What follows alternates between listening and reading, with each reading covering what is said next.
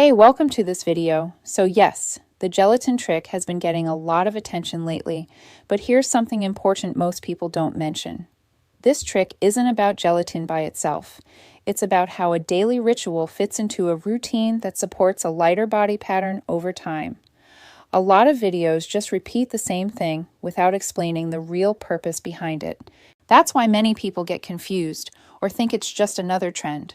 The reason this works for so many people is because it's simple, natural, and easy to include consistently, without extreme rules or complicated steps.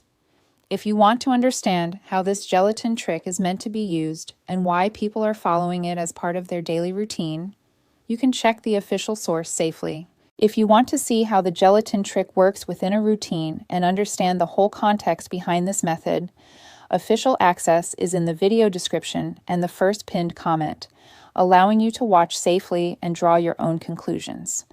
I recommend watching while the material is still available, because detailed explanations like this are usually only accessible for a limited time.